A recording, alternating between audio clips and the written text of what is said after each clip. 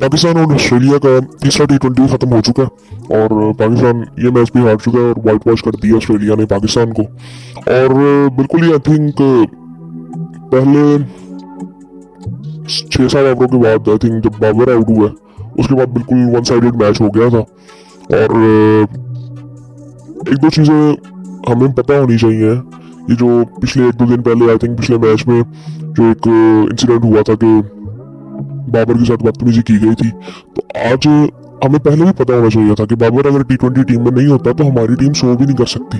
और ये आज हमें दोबारा नजर आया। पहले कई दफा ये चीज पता चल चुकी हुई है कि आज उसके 41 रन हैं 28 बॉलों पे, 146 का स्ट्राइक रेट है। और अगर ये निकाल दें आप तो आपका स्कोर 100 भी नहीं होता और आपने 117 किया। सो ये और ये ना ये जो प्लेयर खेल रहे हैं ना यही है। इनसे बेहतर कोई ऐसा नहीं जो बाहर बैठा हुआ है। हम यहाँ पे बात कर सकते हैं कि इस टीम को अगर आगे जाके बेहतर करना है तो हम 2-3 प्लेयर्स की बात अगर करें, मोहम्मद हारिस है, फखर है, साइम है, उनको डाल लेते हैं। आप यहाँ से निकालेंगे किसको?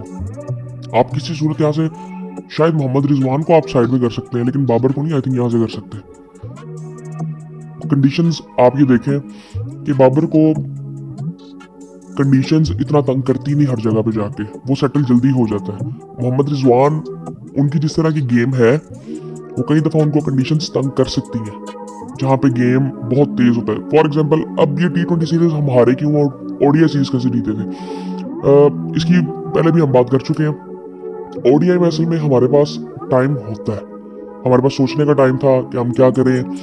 बैटिंग में हमारे पास टाइम होता है कि हम थोड़ा टाइम लें, बाद में फिर जो रिक्वायरमेंट्स है उस पर चले। यहाँ पे वो टाइम आपके पास है नहीं। यहाँ पे आपको 6 ओवर का पावर प्ले मिलना है, आपने उसमें बहुत कुछ करना है। और उसके बाद भी बैटिंग को इतनी आसान होती नहीं है, ग्राउंड्स बड़े होते हैं। सो वो जो एबिलिटी हमारे बैट्समैनों की है वो यहाँ पे उस तरह से काम कर नहीं सकती। वनडे में हमने देखा, एक तो हमें टारगेट बड़े कम मिले। अगर वनडे में भी आप ये देखें ना, अगर हमें 300 प्लस के टारगेट मिलते और हमने वो चेज करने होते तो रिजल्ट्स बिल्कुल मुख्तलिफ होने थे। वो हमारी बॉलिंग बहुत अच्छी थी, इस वजह से हमने बाउंस ने तंग नहीं किया। वरना आप अगर दोनों मैचेस में देखें भी तो हमारे जो बैट्समैन है उन्होंने अच्छी बैटिंग की और वो टेक्निकली हमारे जो अब ये ओपनर है आई थिंक साहिबजादा फरहान, इनसे टेक्निकली बहुत बेहतर है। और मुझे फरहान को देख के ये लगा नहीं है कि वो ये शॉर्ट बॉल का जो मसला है ना, ये पहले बैट्समैनों में बहुत ज्यादा नजर आता था, पाकिस्तानी बैट्समैनों में। पिछले कुछ टाइम में ये चीज कम हो गई थी कि शॉर्ट बॉल्स को अच्छा खेलते थे पाकिस्तानी बैट्समैन। बाबर जब आया था, बाकी ये जितने भी बैट्समैन आए थे ये बेहतर खेलते थे। लेकिन मैंने कोई ऐसा बैट्समैन बहुत देर बाद देखा है स्पेशली टॉप ऑर्डर में जो कि आई थिंक शॉर्ट बॉल पे बहुत ज्यादा तंग होता है। और वो साहिबजादा फरहान, वो 3 मैचों में आई थिंक इसी तरह से आउट हुआ वो। सो उसको आई थिंक ये थोड़ी सी देखनी चाहिए। और हम ये भी नहीं कह सकते कि हम कंडीशंस को देख के अपने ओपनर्स, मुझे समझ नहीं है कि साहिबजादा फरहान टी20 में क्यों है। अगर इसको सिलेक्ट करना भी था तो इसको ओडीआई में आप सिलेक्ट कर सकते थे, इसको टी20 में नहीं करना चाहिए था। हमें ये वाली सीरीज में हमें साइम को भी रखना चाहिए था। फखर का ठीक है मसला था, लेकिन मोहम्मद हारिस को भी रखना चाहिए था। मोहम्मद हारिस की कोई परफॉर्मेंस नहीं थी, इस वजह से शायद वो नहीं है, लेकिन आई थिंक वो इन कंडीशंस को वो सूट करता। सो पहले मैं आपको एक दफ़ा स्कोर कार्ड बताता हूँ, फिर इस पर बात करते हैं। पाकिस्तान ने टॉस जीता और पहले बैटिंग की और फरहान और बाबर ने ओपन किया। मोहम्मद रिजवान आज खेल नहीं रहे थे। अच्छा डिसीजन था, आई थिंक रिजल्ट तो आ चुका था और ये चीज़ें होनी भी चाहिए। और ये आई थिंक ये मोस्टली ये चीज़ें जो हो रही हैं वो सिलेक्शन कमेटी की वजह से हो रही हैं। इसलिए सिलेक्शन कमेटी का एक बंदा जो है वो ऑस्ट्रेलिया में टीम के साथ भी है जो कि ये फैसले कर सके, क्योंकि ये चीज़ें पहले भी होती रही हैं और हम चेंजेस करते ही नहीं थे। लेकिन आज आपको ऐसे चेंजेस नज़र आएंगे कि जो कि आई थिंक एक एंगल से देखें तो पॉजिटिविटी एक नज़र आती है, पॉजिटिव डिसीजन मेकिंग नज़र आती है। मोहम्मद रिजवान आज बैठे थे, उनकी जगह पे हसीबुल्ला खेले थे, उस्मान भी आज खेले थे। तो ये सब चांस दिया गया था उन प्लेयर्स को जो कि बेंच में थे, जो कि पहले हमें शायद करना चाहिए था। लेकिन अच्छी बात है, कोई बात नहीं, ऐसी ठीक है बिल्कुल। और वो हसीब ने भी 24 किया, अच्छा किया। बाबर ने 41 किया 28 बॉलों पे। और जिस तरह की शॉट्स वो खेल रहा था, जितना कंफर्टेबल वो था, कोई बैट्समैन नहीं था यहाँ पे, पाकिस्तानी कोई बैट्समैन नहीं था यहाँ पे। ये बात हमें समझ होनी चाहिए। उसकी सबसे बड़ी वजह ये है कि इस टीम में या पाकिस्तान की आई थिंक आप हिस्ट्री में भी देख लें, बहुत कम प्लेयर्स ऐसे आए हैं कि जिनका बैलेंस इस लेवल पे हो जो कि बाबर का है। अब टेक्निकली वो स्ट्रॉन्ग है, उसका बैलेंस इन सबसे बेहतर है। इस वजह से वो कंडीशंस को जल्दी से पकड़ लेता है और उसमें अपने आप को मतलब एडजस्ट कर लेता है। लेकिन बाकी बैट्समैनों में आपको ये चीजें नजर नहीं आती। हसीब भी बेहतर है, हसीब जो 2 मैच खेला है मुझे उसमें ये भी बेहतर लगा कि इसको भी कोई इतना ज्यादा मसला हुआ नहीं है, ये सेटल हो रहा है। लेकिन आज इसकी कोई इतना कन्विंसिंग इनिंग नहीं थी, लेकिन आई थिंक उसने 24 किया, उसको कॉन्फिडेंस मिला होगा। स्टैची इनिंग थी, एजेस लग रहे थे, लेकिन आई थिंक बेहतर था। ये पिछले मैच में भी 7 ओवरों का जो मैच था उसमें भी इसने 1-2 शॉट्स अच्छी मारी थी। सो आई थिंक ये चीज़ें अच्छी है कि हम ये चीज़ ट्राई कर रहे हैं। हसीबुल्ला आया, फिर उसके बाद उस्मान खान आया, उस्मान फिर जल्दी आउट हो गया था आज। आगा पे मुझे अब कंसर्न हो रहा है कि ये आई थिंक वो परफॉर्मेंसेज इसकी आ नहीं रही। इसको जब से वाइस कैप्टन बनाया गया आई थिंक थोड़ा सा प्रेशर इस पर अब नज़र आ रहा है कि 3 मैचों में फ्लॉप हुआ है। उसके बाद आई थिंक और अब मेरे लिए कंसर्निंग ये है कि इसको वाइस कैप्टन भी बनाया हुआ है। तो अब ये T20 में आने वाले टाइम में हमने टीम बनानी किस तरह की है। बाबर को मेरे ख्याल से टीम में होना चाहिए। अब मुझे नहीं लगता कि आप उसके बगैर एडजस्ट कर भी सकते हो टीम। एटलीस्ट 1-2 प्लेयर्स ऐसे होते हैं कि जो कि एंकर करते हैं इनिंग को, और ये अच्छे स्ट्राइक रेट से कर रहा है। सो अगर मुझे इन तीनों में चुनना पड़े, रिजवान, बाबर और आगा में, तो मैं तो बाबर की तरफ जाऊंगा, क्योंकि वो टेक्निकल उसके चांस बहुत ज्यादा है कि वो टीम के लिए इम्पोर्टेंट होगा as a batsman. So I think ये आने वाले टाइम में पता नहीं क्या होता है, क्योंकि मुझे लगता है कि वो तीनों प्लेयर पाकिस्तानी टीम में होने चाहिए। हारिस हो गया और फ़खर हो गया और क्या नाम है उसका, साइम अयूब, वो तीनों प्लेयर्स होने चाहिए। मुझे ये लगता है कि शायद अब्दुल्ला भी इनमें से मिडिल ऑर्डर में अगर आता है तो वो इनसे बहुत बेहतर हो सकता है। उसकी इनिंग्स T20 में 1-2 इनिंग्स ऐसी है, उसको उस तरह से अपॉर्चुनिटीज मिली ही नहीं।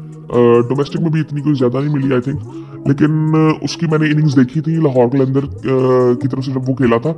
सो वो बेहतर, वो T20 का प्लेयर भी बेहतर है, बट वो ना थोड़ा सा वो क्या कहते हैं, पहले डिसाइड कर लेते हैं कि मैंने कौन सा शॉट खेलना है, जिसे हम प्री मेडिटेट कहते हैं कि वो पहले डिसाइड कर लेता है हर चीज़ का मैंने क्या करना है क्या नहीं करना। सो आई थिंक वो थोड़ा सा उसको देखना चाहिए, वो भी हो सकता है। लेकिन आने वाले टाइम में पता नहीं क्या होता है, क्योंकि हमारी T20 की जो रिक्वायरमेंट्स है वो अभी ये प्लेयर्स तो पूरी नहीं कर रहे, और इसके अलावा कोई हमें नज़र भी नहीं आते ऐसे जो कि एकदम आके सारा कुछ चेंज कर देंगे, क्योंकि कंडीशंस का बहुत ज़्यादा फर्क पड़ता है। अब यहाँ से हम जिम्बाब्वे जाएंगे, तो अगर वहाँ पे चीज़ें ठीक हो जाती हैं, सब अपना अपना स्कोर कर लेते हैं, सीरीज जीते, तो उसका मतलब ये नहीं कि हमारी टीम बहुत अच्छी है T20 के हिसाब से, ऐसे नहीं है।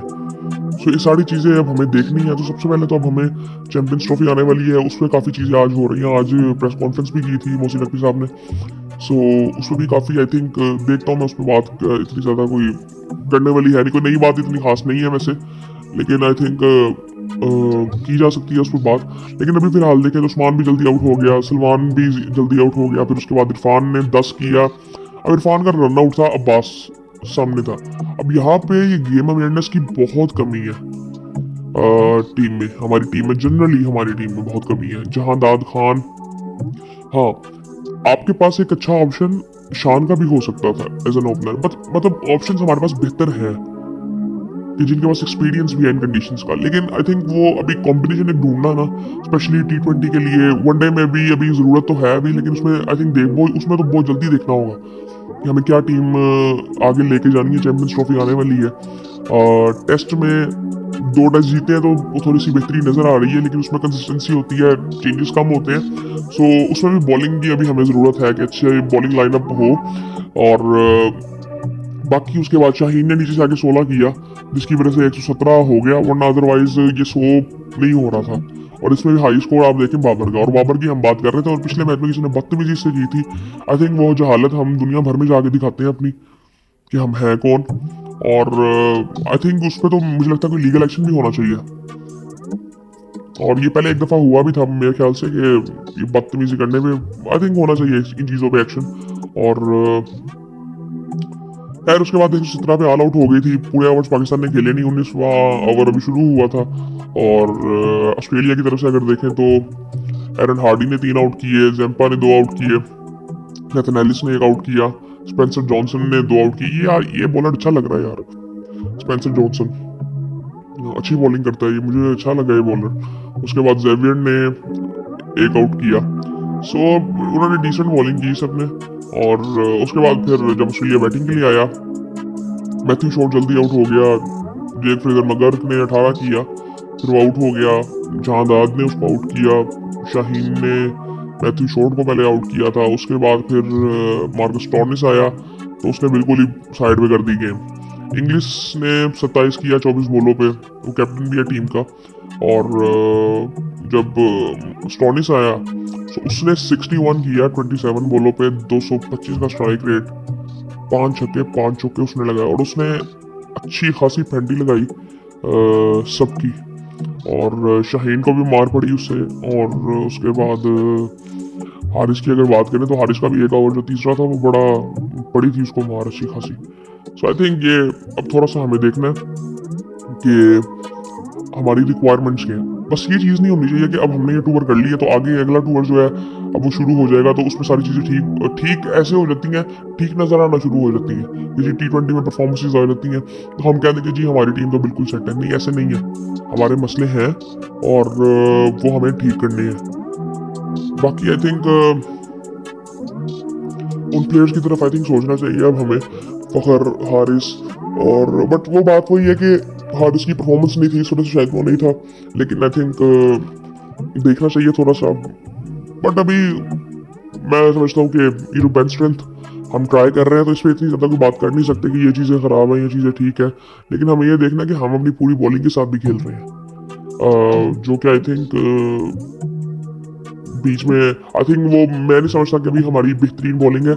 और आज मेरे ख्याल से नसीम शाह भी नहीं खेले थे, नसीम शाह भी नहीं खेले थे। हाँ जी, नसीम शाह भी नहीं आज खेले थे, जो कि आई थिंक ठीक है। जहाँ दाद खेला था उसकी जगह पे अच्छी बॉलिंग की है। 3 ओवरों में 17 रन उसने दिए।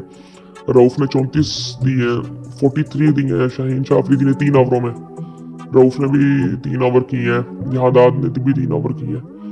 और अब्बास ने भी अभी दूसरा ओवर कर रहा था तो वो 14 रन उसने दिए।